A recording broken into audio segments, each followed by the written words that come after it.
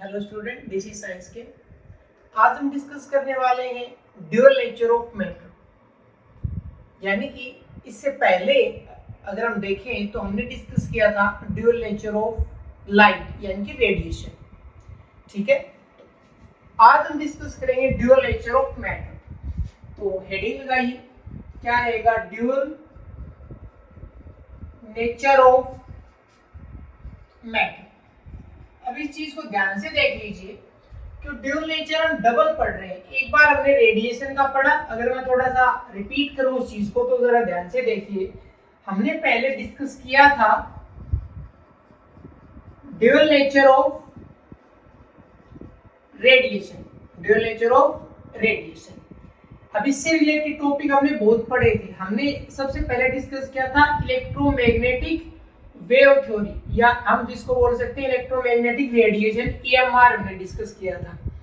ठीक है, उसके बाद हमने पर्टिकुलर इनके थोड़ा सा हिस्ट्री की बात की थी हमने, और उस हिस्ट्री में हमने देखा था क्या कि जो लाइट होता है या जो रेडिएशन होता है, उस रेडिएशन के अंदर पहला होता है वेव नेचर। क्या होता है?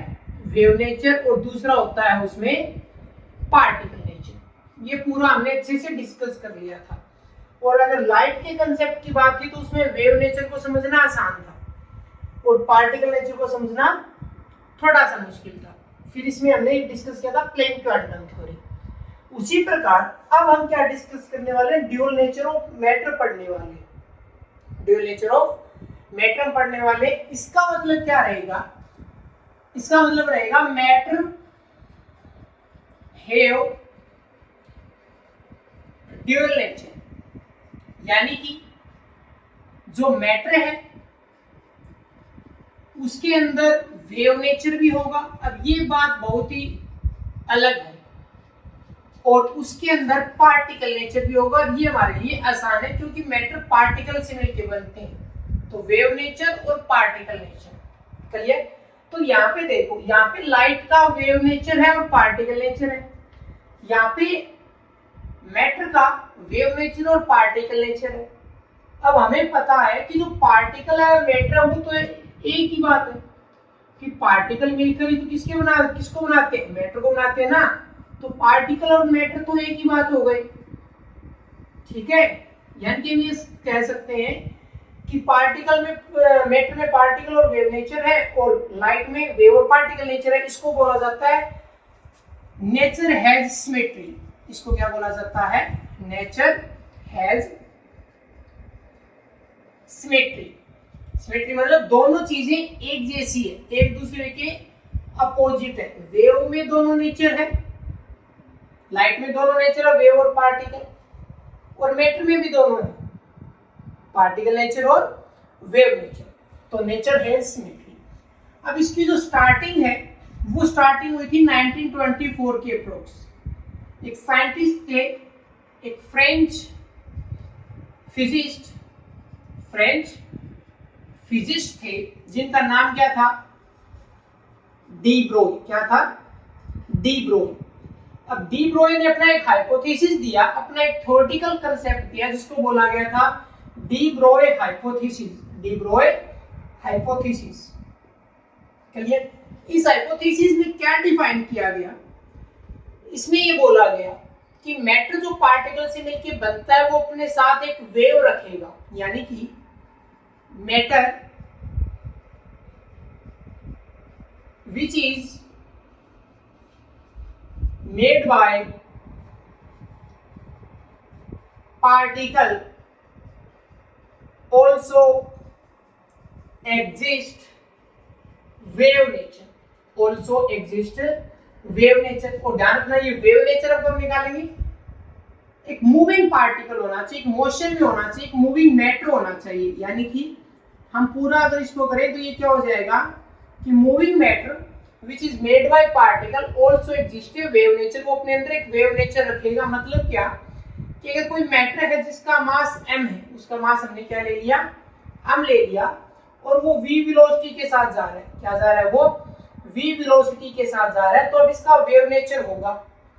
अब वेव नेचर होगा इसका मतलब यहाँ जो वेव बन रहा है उसका वेवलेंथ भी आना चाहिए।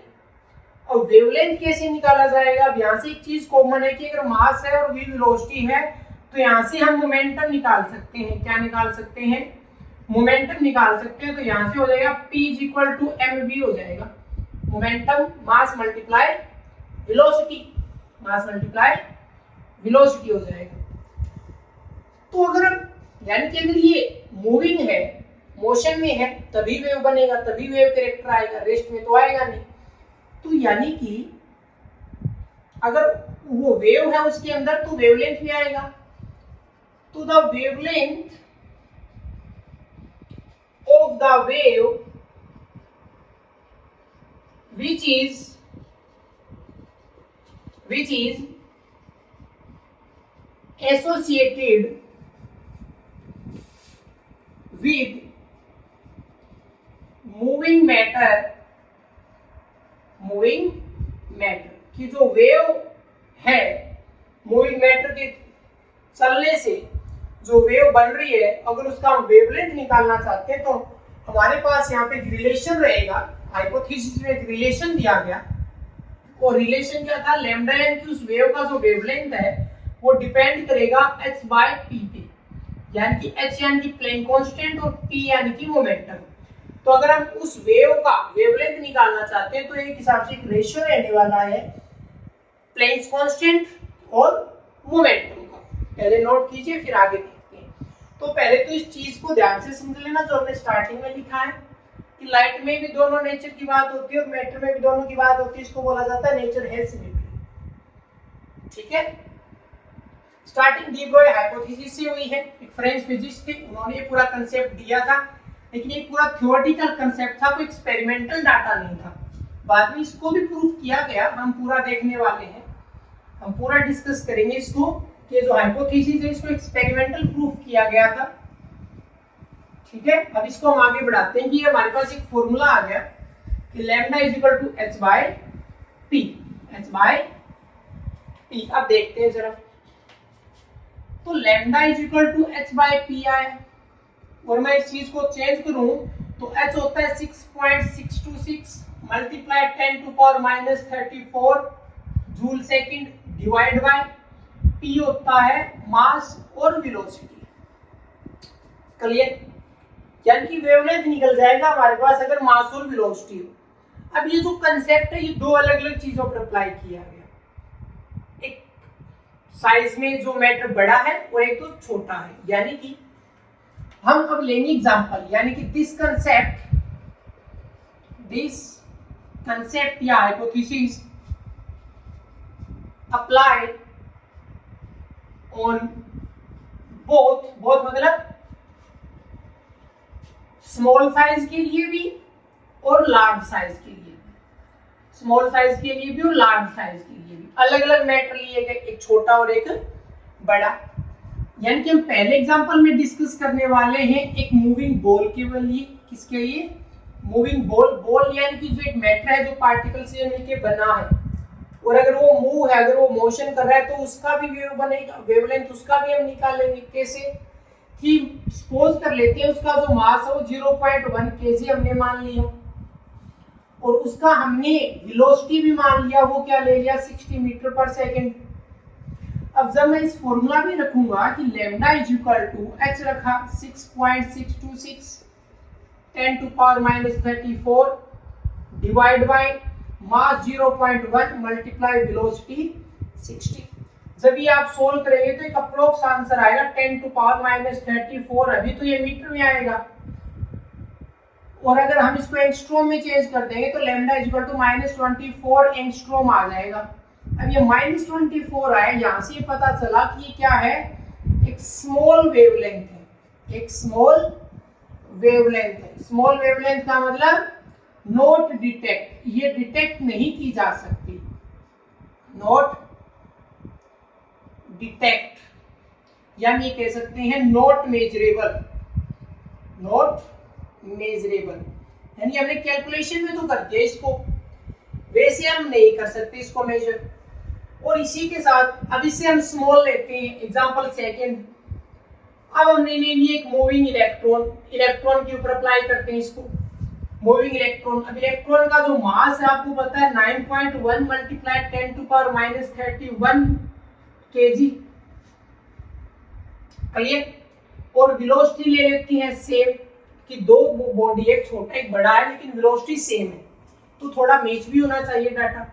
तो वही 60 मीटर पर सेकंड ले लिया कि दोनों सेम स्पीड से जा रहे हैं लेकिन मास अलग अलग है, एक छोटा एक बड़ा है, तो मास भी तो कम ज्यादा हो ही जाएगा। ठीक है, तो लैम्डा इज इक्वल टू क्या आ जाएगा 6.626 10⁻34 जूल सेकंड डिवाइड बाय क्या हो जाएगा 9.1 मल्टीप्लाई 10⁻31 और मल्टीप्लाई 60। जब आप इसको सोल्व करेंगे तो लगभग 10⁵ एंगस्ट्रॉम आएगा ये, 10⁵ एंगस्ट्रॉम। अब आप देखा था ये बहुत ही छोटा वेवलेंथ है, पूरा का पूरा माइनस है पावर, यहाँ पे पॉजिटिव है, यानी कि ये क्या है ये है मेजरेबल वेवलेंथ, यानी कि इसको आसानी से मेजर किया जा सकता है। अब यहाँ से कंक्लूजन निकाला गया कि चाहे मैटर छोटा हो चाहे बड़ा, वेवलेंथ तो दोनों जगह हम कैलकुलेट कर सकते हैं, लेकिन अगर उसको सही तरीके से मेजर की बात है उसकी वैल्यू पर फोकस किया जाए तो जो बड़ी चीजें हैं, बड़े पार्टिकल्स है या बड़ा मैटर है, उसमें बहुत ही स्मॉल वेवलेंथ आता है जिसको कैलकुलेट अगर नॉर्मली तो देख सकते हैं कि कैसे हुआ, लेकिन उसको मेजर करना, डिटेक्ट करना पॉसिबल नहीं क्योंकि बहुत ही छोटा है, पता भी नहीं चलेगा। यानी कि बॉडी मोशन में चलती रहेगी लेकिन उसके साथ वेव बन रहा है या नहीं बन रहा वो मेजर करना, देख पाना मुश्किल है। लेकिन छोटे पार्टिकल के अंदर, छोटे मैटर के अंदर ये पॉसिबल है क्योंकि वहां पे जो वेवलेंथ है वो मेजरेबल आ रही है। अब इस चीज को हम दूसरा कैसे समझ सकते हैं, देखो जरा, ये फॉर्मूला था, इसको डायरेक्ट कर देते हैं अभी कि लैम्डा इज इक्वल टू क्या है h/mv है। अब इसको ध्यान से देखो कि यहां से देखा तो लैम्डा इनवर्सली प्रोपोर्शनल है किसके, मास के। देखो अब हम साइज मैटर, अगर साइज में छोटा बड़ा हो रहा है तो मास तो उसके साथ वेरी करेगा ही करेगा, यानी कि अगर वो स्मॉल मास के साथ है, देखो इनवर्सली प्रोपोर्शनल है, लैम्डा ऊपर है मास नीचे है, अगर वो स्मॉल मास के साथ है, मास अगर उसका कम है तो उसका जो वेवलेंथ है वो क्या आएगा, लार्ज आएगा। और अगर उसका मास क्या है, लार्ज मास है, ज्यादा है उसका मास, तो जो वेवलेंथ है वो क्या आएगा, स्मॉल आएगा। और यही हुआ है, ये एक इंपॉर्टेंट रिजल्ट है। मास अगर कम है तो वेवलेंथ ज्यादा है, और अगर मास ज्यादा है तो वेवलेंथ कम है। ठीक है, तो ये एक बॉल और इलेक्ट्रॉन की एग्जांपल से आप देख सकते हो। लेकिन अब ये एक थ्योरेटिकल कंसेप्ट था, तो क्लास में एक रिजल्ट दे दिया गया कि स्टार्टिंग में चेक करने के लिए तो स्मॉल और लार्ज साइज दोनों पर अप्लाई किया गया, लेकिन बाद में ये बोला गया, मैं यहाँ पे राइट कर देता हूं, इट इज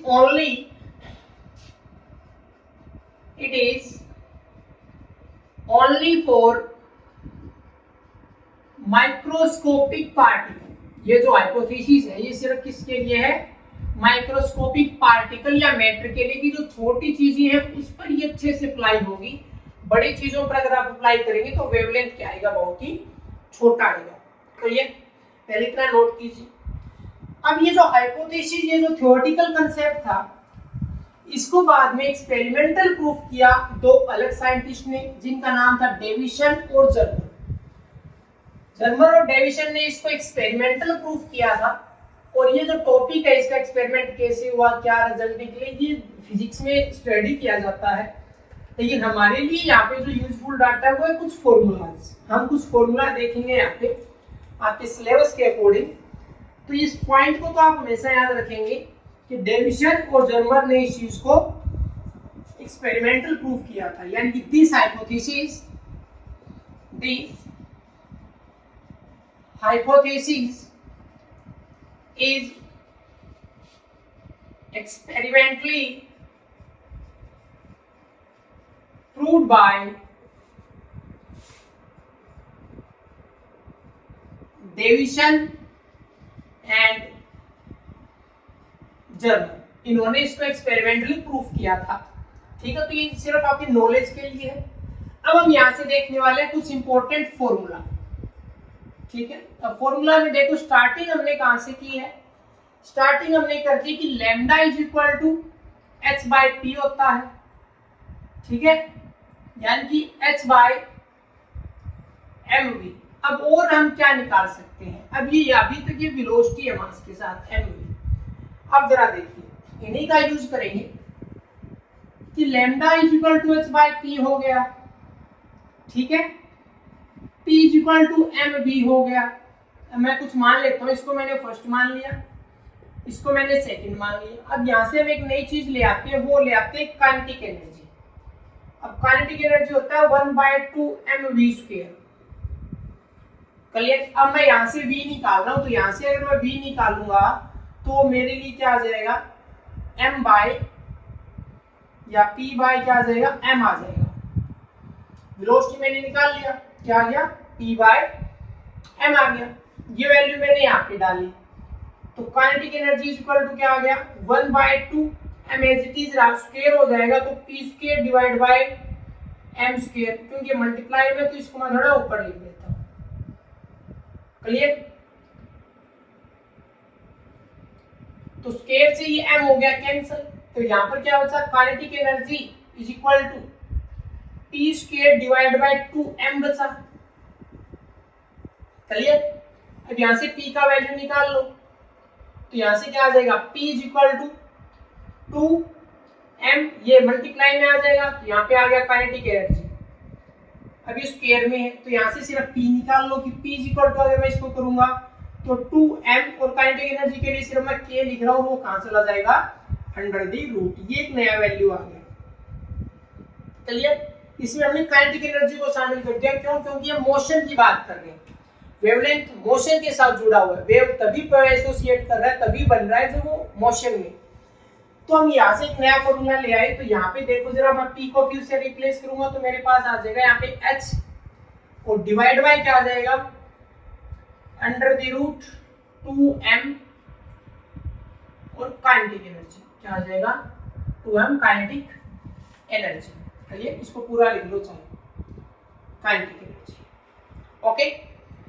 अब हम यही चीज, क्योंकि अब हमने इलेक्ट्रॉन पे डिस्कशन किया था, इलेक्ट्रॉन मतलब एक चार्ज पार्टिकल, तो हम थोड़ा सा वो डिस्कस कर लेते हैं। फॉर चार्ज पार्टिकल के लिए क्या आ जाएगा, कोई चार्ज पार्टिकल जा रहा है, अभी तो हम सिर्फ एक मैटर का डिस्कस कर रहे थे जो कि आपका बिना चार्ज का भी हो।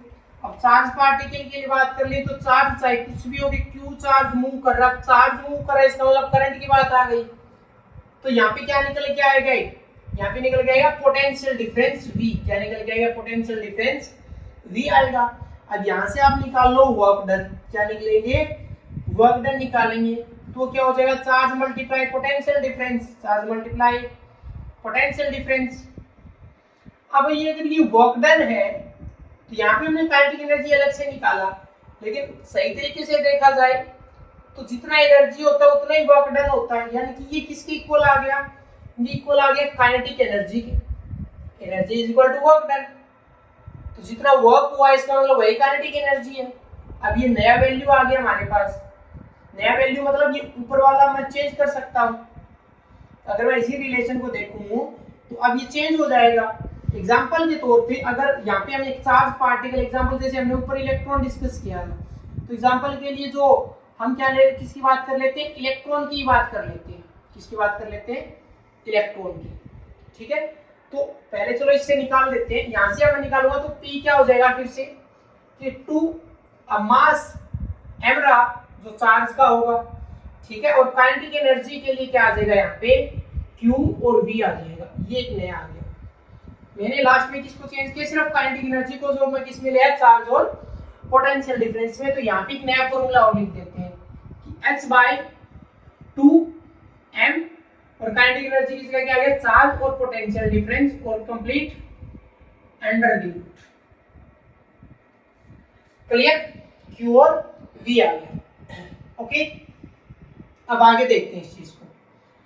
अब स्पेशल इलेक्ट्रॉन का कंसेप्ट हम यहां सोल्व कर देते हैं। अब जो चार्ज पार्टिकल है, जो चार्ज पार्टिकल हमने माना, Q और V हमने निकाला, वो हम क्या ले लेते हैं, इलेक्ट्रॉन ले लेते हैं। तो फिर मास ऑफ इलेक्ट्रॉन लिया जाएगा, चार्ज भी किसका लिया जाएगा, इलेक्ट्रॉन का लिया जाएगा। मास भी इलेक्ट्रॉन का लिया जाएगा और चार्ज भी इलेक्ट्रॉन का लिया जाएगा। तो अब यहाँ पे हम इस चीज को फिर देखते हैं। तो फिर P इक्वल टू क्या आ जाएगा, under the root 2 mass of electron, charge of electron और पोटेंशियल डिफरेंस। क्लियर। तो फिर हम एक नया वैल्यू यहाँ पे पुट कर देते हैं कि ये क्या आ गया, H is equal to 2 mass of electron, charge of electron और पोटेंशियल डिफरेंस। क्लियर। ओके। अब यहाँ पे ध्यान से देखो, अब हम इस फॉर्मूला लास्ट वाले को आगे सोल्व कर रहे हैं कि लैम्डा इज इक्वल टू क्या है, h बाय 2 m mass of electron, charge of electron और पोटेंशियल डिफरेंस और अंडर द रूट। अब हमें पता है यहाँ पे लगभग चीजें कांस्टेंट है, क्या कि मास ऑफ इलेक्ट्रॉन कांस्टेंट होता है, चार्ज ऑफ इलेक्ट्रॉन कांस्टेंट होता है, बदलेगा अब क्या, potential difference. x Planck constant भी कांस्टेंट है, मतलब एक कांस्टेंट वैल्यू है। तो लैम्डा इज इक्वल टू जब ये हम पूरा सोल्व कर लेंगे, जब हम ये पूरा सोल्व करेंगे तो यहाँ से हमारे पास एक डाटा आ जाएगा और वो लगभग क्या होगा, 150 अंडर दी रूट, और ये क्या हो जाएगा, v हो जाएगा पोटेंशियल, क्योंकि हमने h का वैल्यू पुट किया है, 2 का, m का और q का, ये वैल्यूज पुट हो गए, पोटेंशियल डिफरेंस रह गया। क्लियर। लेकिन ये लैम्डा ये एंगस्ट्रॉम में आएगा, तो लैम्डा एंगस्ट्रॉम इक्वल टू जब ये 12.27 और अंडर द रूट v हो जाएगा, अंडर द रूट v हो जाएगा। क्लियर। ओके, ये एक इंपॉर्टेंट पॉइंट आ गया। ठीक है, अब थोड़ा सा आगे हम इसको और बढ़ा लेते हैं। ठीक है, इस चीज को थोड़ा सा और सोल्व कर लेते हैं। तो lambda is equal to h by क्या आ गया, h तो हमें चलो वैल्यू में डाल दिया, तो lambda is equal to 12.27 divide by under root v, under the root v आ गया। और ये जो वेवलेंथ है किसमें है, एंगस्ट्रॉम में है।